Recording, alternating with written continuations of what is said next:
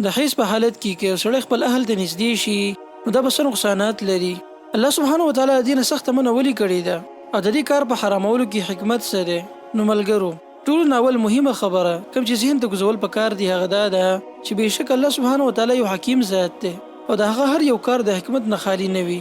لیکن د هر یو بنده لپاره دا لازمه نه ده چې هغه د هر یو حکم حکمت وپېژني، د هغې باره کې دې تپوس وکړي او که موږ ته چېرته حکمت معلوم نه شي زموږ د ناقص علم د وجې نه، د دې مطلب به هرګز دا نه وي چې دا حکم الله یا د هغه رسول هسې بیان کړی دی.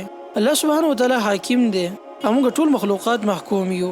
لکه څنګه چې په یوې کمپنۍ کې کار کوونکی مزدور کمپنۍ د مالک نه د هغه د کارونو باره کې تپوس نشي کولی، نو دغه رنګه الله سبحانه وتعالی ډېر طاقتور ذات دی، داسې څوک نشته چې هغه د الله نه تپوس وکړي. اوس راځو دې سوال ته چې د حیض په حالت کې کوروالی کول څه نقصانات لري؟ نو حیض خو هغه بیماري ده کوم چې هر یوې زنانه ته رابېخېږي. د زنانه په بدن کې الله سبحانه وتعالی دا کمال ښودی دی چې د دې په رحم کې هر میاشت یو ماحول جوړیږي او دا هر څه د دې لپاره کېږي چې د سړي هغه نطفه راشي دلته او دې ځای کې یو داسې ماشوم جوړ شي چې هغه سر خپې لاسونه یعنی یو کامل بدن ولري. کله چې په دې ماحول باندې ډېر وخت تیر شي او د سړي هغه نطفه دې ځای کې د دې سره یو ځای نه شي نو په دې سره دلته موجود د ماحول ختم شي او بیا د دغه انتها په صورت کې یو قسمه وینه د بدن نه خارجېږي کوم ته چې حیض یا ماهواري بیماري ویلی کېږي. قرآن کې الله سبحانه وتعالی د دې بیمارۍ تذکره کړې ده او کله چې دا بیماري شروع شي نو په دغه وخت کې د کوروالي نه منع کړې ده، دا کار یې حرام کړی دی.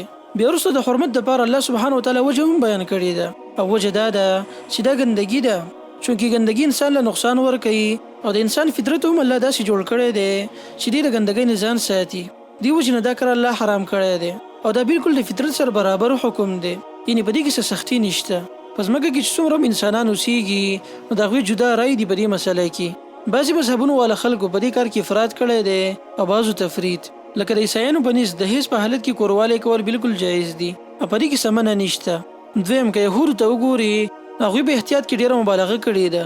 په یهودیانو کې چې به کله یوې زنانه ته دا بیماري راغله نو هغوی به زنانه بالکل له ځان نه جدا کړه، جدا په یوې کمره کې به یې بنده کړه او څوک به ورسره هم بېلاوېدو نه او ډېر د نفرت اظهار به یې کوو. هر چې زموږ دین اسلام دی نو په دې مسله کې ډېر میانروي اختیاره کړې ده، یعنې اسلام صرف نږدېوالی حرام کړی دی، نور د دین علاوه داسې تدابیر موږ ته نه دي ښودلي کوم چې یهودو اختیار کړي وو. اوس که راشو د دغه حکمت ته وګورو نو معلومیږي چې واقعي دا کار څومره نقصاندeh دی د انسان دپاره. په دې وینې باندې چې څومره هم ریسرچ شوی دی نو د هغې نه دا معلومه شوې ده چې واقعي دا وینه ګنده ده، په دې کې جراثیم د حد نه سیوا موندلی کېږي او که یو سړی چېرته په دې حالت کې زنانه ته نږدې شي نو په دې صورت کې زنانه ته خو نقصان لازمي دی، لیکن د دې سره سره سړي ته هم نقصان رسېدلی شي. د دغه وینې دا جراثیم که د سړي بدن ته چېرته راشي نو د دې نه د وړو بولو بیماري، د ګردو مسله، تر دې چې ایډز هم د دې نه لګېدلی شي او دا چې سیوا شي نو د سړي هغه مردانه طاقت ورسره ختمېدی شي. صرف دومره نه بلکې بعضې ډاکټران خو دا هم ویلي دي چې مرګ هم په دې سره واقع کېدلی شي. نو دا هغه نقصاناتو کوم چې د سړي سره متعلق او هر چې زنانه ده نو هغه هم د دې نقصاناتو سره مخامخ کېدلی شي. دین علاوه دا د زنانه په رحم باندې منفي اثر کوي او غټ نقصان یې دا دی چې دا د سړي او ښځې په منځ کې د نفرت یو غټ سبب هم ګرځېدلی شي.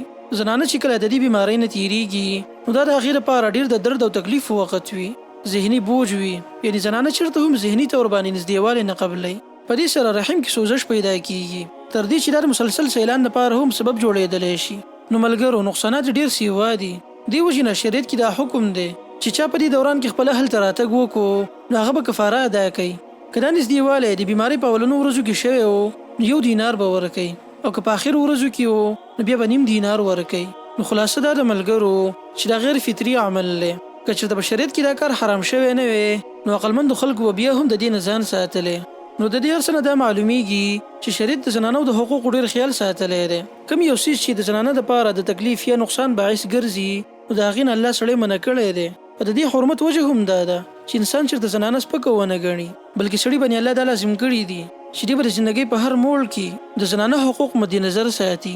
د دې حقوقو دپاره الله حدود مقرر کړي دي او څوک چې هم د دې حدودو نه تجاوز وکړي نو هغې دپاره شریعت سزا د کفارې په صورت کې مقرر کړې ده.